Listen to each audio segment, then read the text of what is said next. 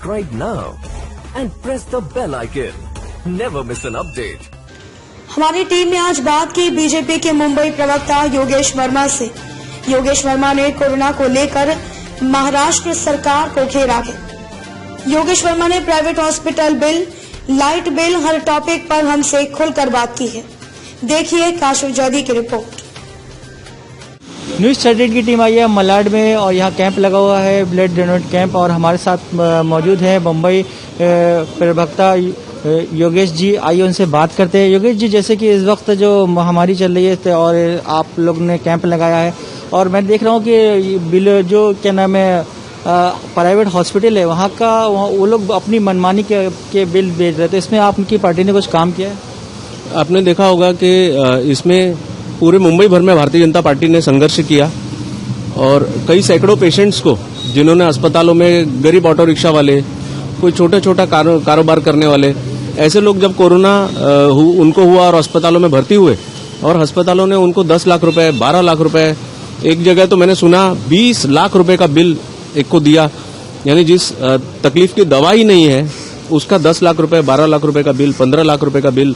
सरकार को हमने मांग किया कि आप ये अस्पतालों को, आप लोग इसको रेगुलेट करो और अस्पतालों को और लोगों को बताओ, रेट कार्ड बताओ।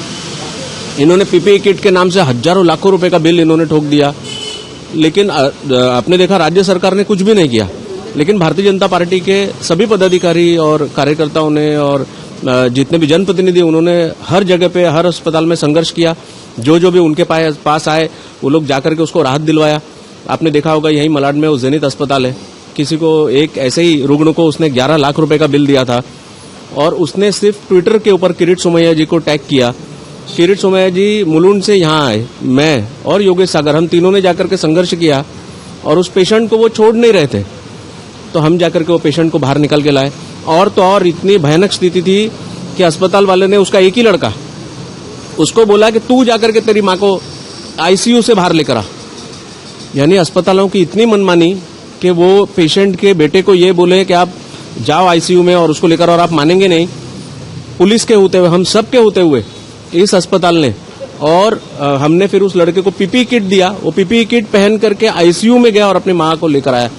जैसे कि शताब्दी अस्पताल में इसी प्रकार से एक केस हो गया था, जिसमें अपनी माँ, जब वहां पर कर्मचारी नहीं थे तो अस्पताल प्रशासन ने बोला कि आप, उसके बेटे को ही बोला कि आप माँ को लेकर, और माँ को लाने के बाद में वो बेटा खुद पॉजिटिव हो गया। तो मुझे लगता है कि पूरे कोरोना के दरमियान महाराष्ट्र में शासन नाम की कोई चीज नहीं थी। पूरा मामला पुलिस ने और जो भी डॉक्टर, जो देशभक्त डॉक्टर मेरे को जिनको बोलना चाहिए सरकारी अस्पतालों में जो थे, उन्होंने इस कोरोना को संभाला। वरना कई सारे डॉक्टर के भेष में पिशाच जिनको बोल सकते हैं अपन, हैवान जिनको बोल सकते हैं, ऐसे लोगों ने और कोरोना पेशेंट्स को लूटने का काम किया। कितने सारे लोगों ने, मैं देख रहा हूँ महाराष्ट्र में प्रशासन नाम की कोई चीज ही नहीं थी, न अस्पतालों में दवाई थी। आपने देखा होगा रेमडेसिविर इंजेक्शन, जब 2000 लोग को जरूरत थी तो 200 इंजेक्शन यहाँ पर आते थे, और फिर हमको मालूम पड़ा कि 50-50 हजार, 1-1 लाख रुपए में वो इंजेक्शन बिके और बड़े बड़े अस्पताल, कॉर्पोरेट अस्पताल के लोगों ने उसको बेचने का काम किया। इसका मतलब ये है कि महाराष्ट्र में कोई विजिलेंस, कोई सरकार, लोगों को राहत देने वाला कोई ऐसा काम कहीं पर भी दिखा नहीं। ये तो भगवान का आशीर्वाद है और लोगों की अपनी भक्ति है, जिसकी वजह से वो लोग बच करके और इसमें से बाहर आ गए। और आपने देखा होगा, मैं आज ये रिपोर्ट पढ़ रहा था, इतने बड़े पैमाने पर केंद्र सरकार ने इनको पीपीई किट, मास्क, हर चीज जो इन्होंने लिखा वो प्रोवाइड किया, लेकिन सिर्फ वो लेके आम जनता को देना था, वो तक काम इस महाराष्ट्र शासन ने नहीं किया। तो ये बहुत दुखद है। ये हॉस्पिटल को तो हो गया, लेकिन अभी एक जो खाने का भी लोग कर रहे हैं, लेकिन अभी जो लोगों के पास, पेरेंट्स के पास जो स्कूल का है, वो एक फीस का बहुत बड़ा मसला है। उसके लिए आपकी सरकार क्या कुछ कर रही है? देखो, भारतीय जनता पार्टी विपक्ष में है, यहाँ पर करके धरने पर बैठे थे, तो भारतीय जनता पार्टी एक अच्छे विपक्ष के नाते इन सारे मुद्दों को उठा रही है। पर मुझे लगता है कि सरकार के, उद्धव ठाकरे और शरद पवार की सरकार के कान पे जूं भी नहीं रेंग रहा है। लोग हैरान और परेशान है। आपने बिजली का बिल देखा होगा, आपने तो बिजली के बिल की बात नहीं की। बिजली का बिल आम आदमी को 10-10 हजार, 20-20 हजार, जैसा मन नहीं आया वैसा उन्होंने बिजली का बिल ठोका है। लोग बहुत हैरान है, परेशान है, लोगों के पास काम धंधा छूट गया है, ऊपर से बिजली का बिल, अस्पताल का बिल और न जाने क्या क्या।